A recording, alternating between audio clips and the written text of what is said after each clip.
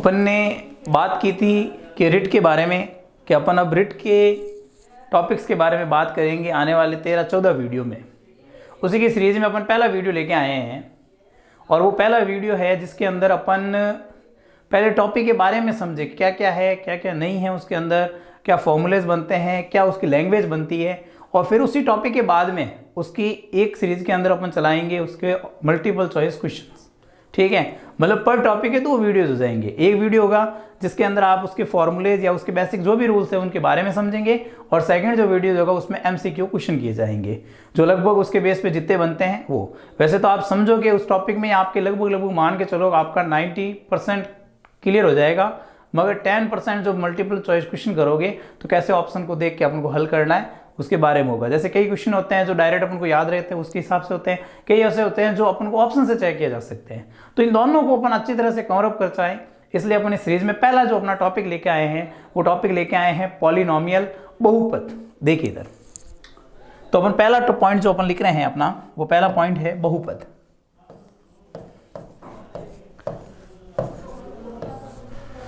जिसको अपन पॉलिनोमियल कहते हैं।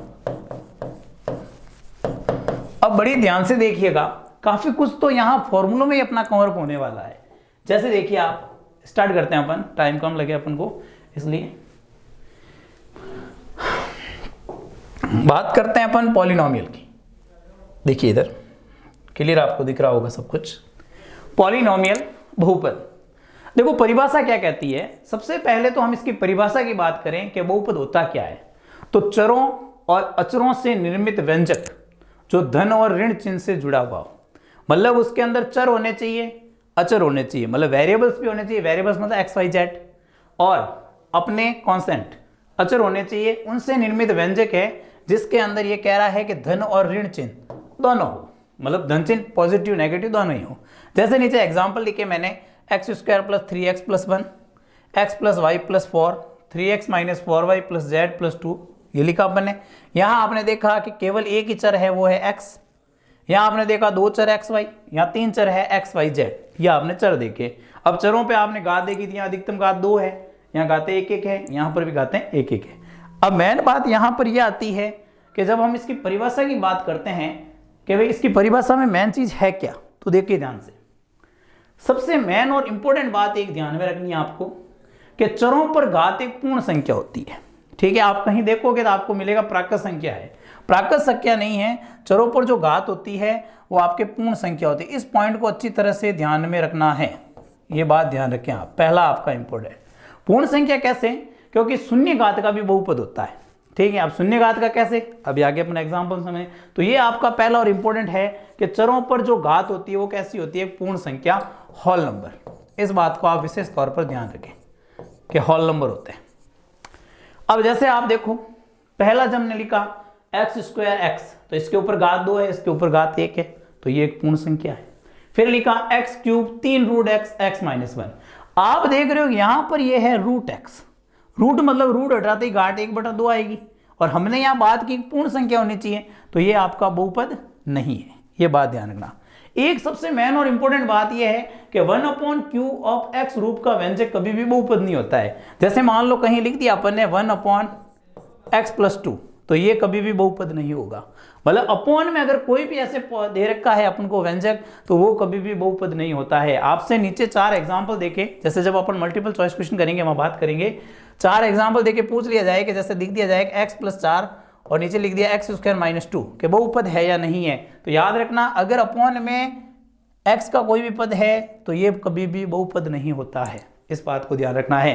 तो यहां से अपना मेन और इंपॉर्टेंट एक ही सवाल बनता है कि चरों पर घात कैसी होती है, तो चरों पर घात एक पूर्ण संख्या, होल नंबर होता है। इस बात को अपन को ध्यान में रखना है।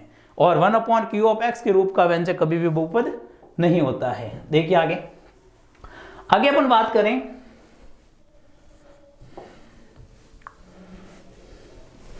बात की हमने बहुपद का व्यापक रूप। देखिए बहुपद के व्यापक रूप की बात कर रहे हैं अपन, जनरल फॉर्म ऑफ पॉलिनोमियल।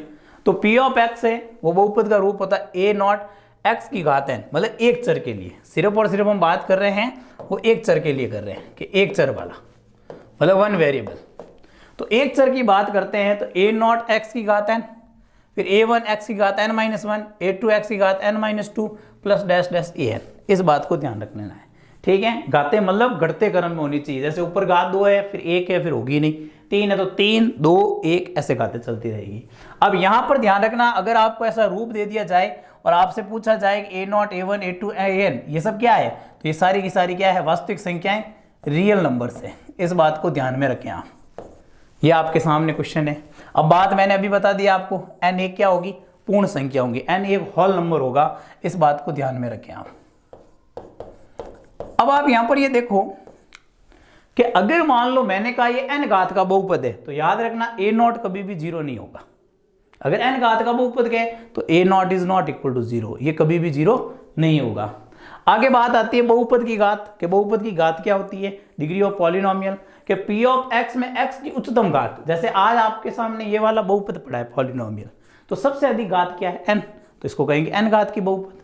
अगर मैं इसको हटा दूं तो अभी हो जाएगा n-1 घात का, ये दोनों ही हटा दूं तो हो जाएगा n-2 घात का। इस बात को ध्यान में रखना है।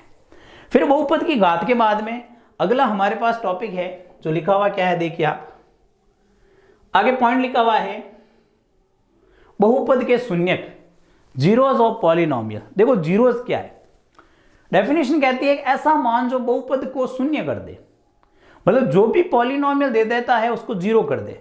जीरो कैसे कर दे, कि जैसे मान लो लिखा हुआ है p ऑफ x बराबर x-2। अब सीधी सी बात है, x की जगह हम ऐसा क्या मान रखें कि जीरो हो जाए, तो आप देख रहे हो कि अगर मैं x की जगह 2 लिखता हूं तो ये 2 - 2 और 2 - 2 कितना हो गया, 0। तो आपने देखा ये 2 ही है जो इसको शून्य बनाता है, 2 के अलावा कोई शून्य नहीं होता है। तो जैसे ही आपने x का मान 2 रखा, ये क्या हो गया, 0। तो याद रख लेना 2 इसका क्या कहलाएगा, शून्यक। 2 p ऑफ x का एक शून्यक, इस बात को ध्यान में रखें कि ये इसका क्या होगा, शून्यक, ये इसका जीरोस होगा। तो ऐसा मान जो बहुपद को शून्य कर दे, आपसे पूछा जा सकता है कि शून्य का अर्थ क्या है, तो शून्य का अर्थ है ऐसा मान जो बहुपद को क्या कर दे, शून्य, क्योंकि मूल में और शून्य में फर्क है। आगे हम इसी सीरीज में आगे मूल की भी बात करेंगे कि मूल क्या होते हैं और शून्य क्या, दोनों में फर्क है। शून्य तो क्या करता है, बहुपद को शून्य कर दे, और मूल होता है संतुष्ट कर दे। आगे बात आएगी हमारे पास में। तो यहां लिखा मैंने एक अल्फा p ऑफ x का शून्य हो तो याद रखना कि p ऑफ अल्फा बराबर 0। विशेष तौर पे याद रखना, आपसे पूछा जा सकता है कि अल्फा अगर p ऑफ x का शून्य किया तो निम्न में से कौन सा प्रतिबंध संतुष्ट है, तो लिखा जा सकता है p of alpha not equal to 0 बराबर 0, सारी जो बातें। एक सबसे बड़ी आगे पॉइंट लिखा इसी में कि शून्यकों की संख्या कितनी होगी, तो बहुपद की जितनी घात होगी उतनी शून्यकों की संख्या होगी। आज आपने देखा इसके ऊपर घात कितनी है, 1, तो संतुष्ट किया करेगा एक जने।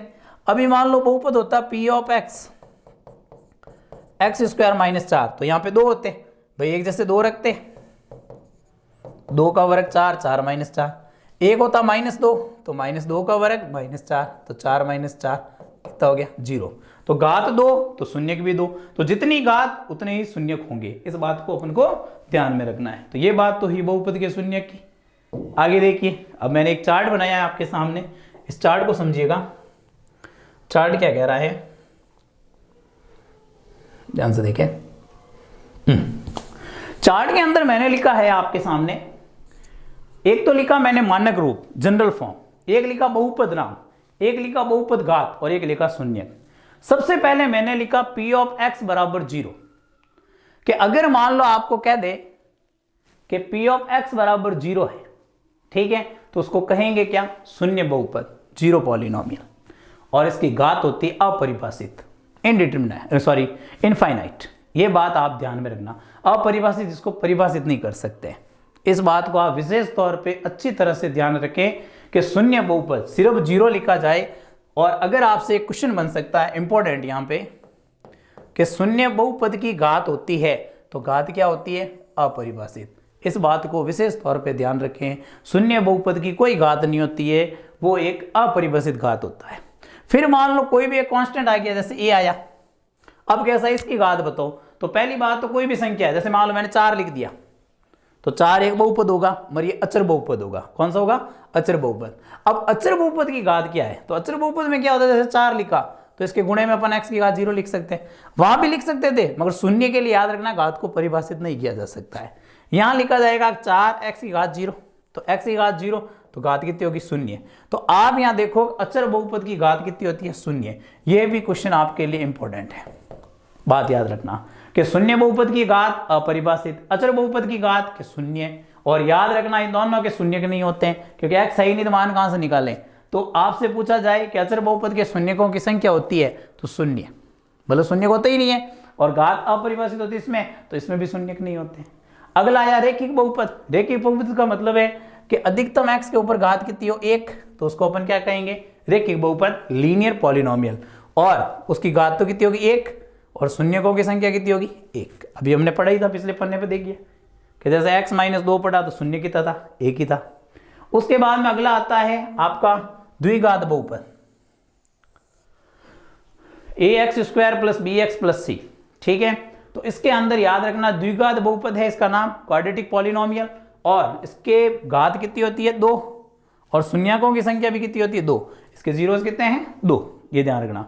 फिर आता है त्रिघात बहुपद, अधिकतम घात 3, ax³ + bx² + cx + d।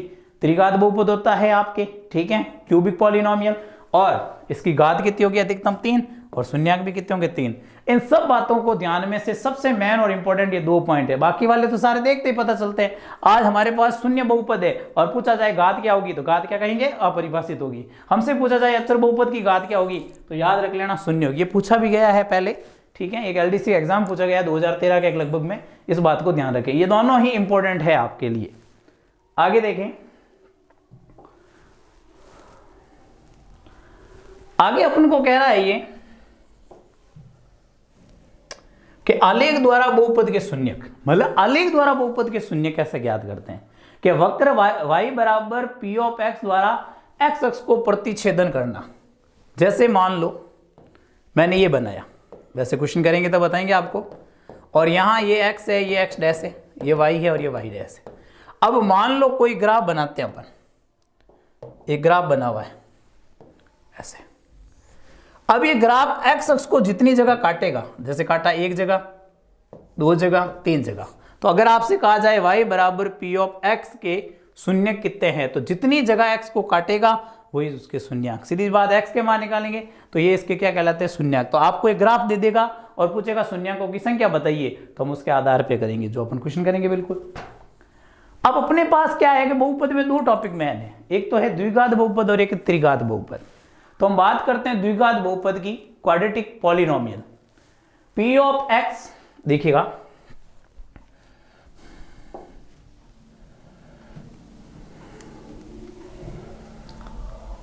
Quadratic polynomial p of x बराबर ax² + bx + c, जहां याद रखना है a is not equal to 0। एक बात तो ये याद रखना इंपॉर्टेंट। फिर बात आती है कि द्विघात बहुपद का आलेख कैसा होता है। इस बात को भी आप विशेष तौर पे याद रखना, ये आपके सामने एक छोटा सा इंपॉर्टेंट क्वेश्चन बन सकता है कि द्विघात बहुपद का आलेख कैसा होगा। तो द्विघात बहुपद का आलेख होता है परवलयाकार। परवलय क्या होता है? देखो कि आप देखते हो कि बड़े बड़े पुल बने हुए होते हैं ऐसे, जिसके ऊपर ऐसे दिया होता है, ऐसे बना होता है, ठीक है, या मान लो आप देखो पॉल बनी हुई थी ऐसे, ठीक है, तो ये सारे के सारे क्या कहलाते हैं आपके? परवलयाकार। या जैसे कोई गेंद फेंकी जाती है तो गेंद जो आकृति बनाती है तो उस आकृति को भी क्या कहते हैं? परवलयाकार। तो याद रखना द्विघात बहुपद का आलेख कैसा होता है? परवलयाकार। यह आपके सामने क्वेश्चन है। फिर बात आती है द्विघात बहुपद के शीर्ष कैसे होते हैं, क्योंकि इसकी जो आकृति बनती है, जैसे ऐसी आकृति बनी तो यहाँ इसका शीर्ष होता है, ठीक है, आगे का टॉपिक है, मगर आपको पूछ सकता है रिलेटेड करके। तो याद रखना द्विघात बहुपद के शीर्ष होते हैं -b/2a और -d/4a, जहाँ d ज्ञात करने का फॉर्मूला है b² - 4ac। विशेष तौर पर इस बात को भी याद रखना इंपॉर्टेंट, ठीक है। आपसे पूछ ले कि क्वाड्रेटिक पॉलिनोमियल के वर्टेक्स द्विघात बहुपद के शीर्ष क्या है, तो -b/2a और -d/4, और इसके बेस पे अपन क्वेश्चन करेंगे शानदार शानदार एकदम बिल्कुल हटके, ध्यान रख लेना आप।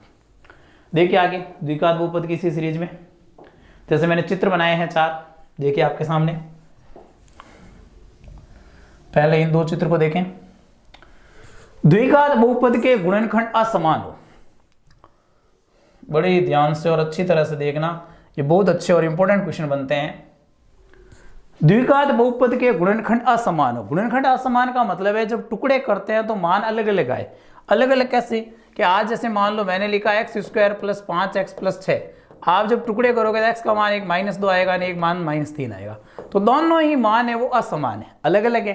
तो अलग अलग होते हैं तो चित्र ऐसे बनता है। अगर ऊपर की ओर बनता है तो याद रखना a ग्रेटर देन 0, अगर नीचे की ओर बना हुआ है तो a लेस देन 0, और दोनों पर ही d का मान हमेशा 0 से बड़ा होगा। याद रखना चित्र बना के आपसे पूछ सकता है कि a होगा, अब नीचे दे रहे कि a less than 0, a equal to 0, a greater than 0 या इनमें से कोई नहीं, तो याद रखना a ग्रेटर देन 0। अगर नीचे की ओर बना हुआ है तो a लेस देन 0, और इन दोनों में पूछे d की क्या स्थिति है, d विवेचक होता है b स्क्वायर माइनस 4ac, तो d हमेशा 0 से बड़ा होगा। ऐसा कब होगा, जब गुणनखंड असमान हो। अभी आपसे पूछ ले कि गुणनखंड असमान है तो d की शर्त है, तो d greater than 0, d less than 0, d equal to 0, कुछ भी दे दे। तो इन तीनों ही बातों को ध्यान में रखना। ये तो था गुणनखंड असमान हो। आगे देखें,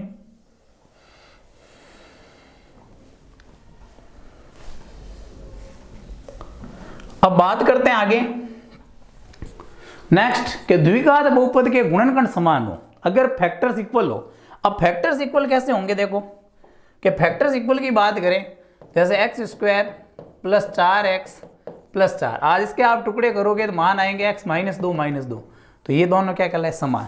जब गुणनखंड समान होते हैं तो ये वक्र होता है जो इसको स्पर्श करता है। इस बात को याद रखना कि ये वक्र जो बना हुआ है आपके सामने, ये वक्र है जो x अक्ष को क्या करता है, स्पर्श करता है। चित्र भी दे सकता है आपको डायरेक्ट बना के, याद रखना, ठीक है। ऐसा चित्र बना के दे दे और कह दे इसके गुणनखंड कैसे होंगे, असमान, समान, काल्पनिक कैसे होंगे, तो जब स्पर्श करता है तो याद रखना गुणनखंड क्या होंगे, समान।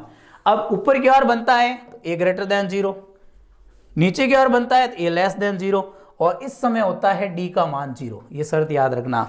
जब गुणनखंड अलग अलग हो तो d ग्रेटर देन 0, जब गुणनखंड समान हो तो d बराबर क्या होगा, 0। इस बात को अपन को ध्यान रखना है। नेक्स्ट देखिए, देखो आप इस टॉपिक को अच्छे से समझ लेना, आपको 99% नहीं 100% आपको यहीं से क्वेश्चन मिल जाएंगे।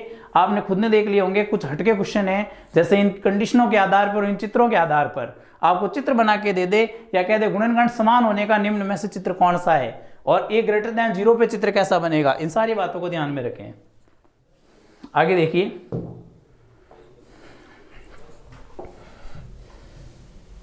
तीसरा था कि गुणनखंड होते ही नहीं हो, कि जैसे द्विघात बहुपद जो दे रखा है उसके गुणनखंड ही नहीं होते हो। याद रखना कि गुणनखंड नहीं होते हैं। गुणनखंड जैसे मान लो कि आज मान लो मैंने आपको एक सवाल दिया, क्वेश्चन लिखा x square plus 2x plus 5 के गुणा करने में 5 और जोड़ने पर 2 हो, तो टुकड़े ही नहीं होते। जब टुकड़े नहीं होते हैं तो उस समय याद रखना है कि इसको एक्स अक्ष से कोई लेना देना नहीं है चित्र को। बाकी वाले में आपने देखा जैसे यहाँ एक्स अक्ष को स्पर्श किया, यहाँ आपने देखा था, एक मिनट ऊपर चला गया था, यहाँ मैं वापस बताता हूँ, यहाँ आपने देखा कि देखो एक्स अक्ष को काटा, यहाँ एक्स अक्ष को स्पर्श किया, और यहाँ आपने देखा एक्स अक्ष से कोई मतलब नहीं है। तो चित्र में अगर एक्स अक्ष से मतलब नहीं है तो मतलब गुणनखंड नहीं होते हैं। इसमें याद रखना ऊपर बनता है तो a ग्रेटर देन 0 है, अगर ऊपर की ओर चित्र बने तो a ग्रेटर देन 0 है, और नीचे की ओर बने तो a लेस देन 0 है, और d का मान लेस देन। तो गुणनखंड असमान तो d ग्रेटर देन 0, गुणनखंड समान तो d बराबर 0, और गुणनखंड होंगे ही नहीं तो d लेस देन 0। इन तीनों ही बातों को आप द्विघात बहुपद में ध्यान रखें अच्छी तरह से, इस बात को ध्यान रखें।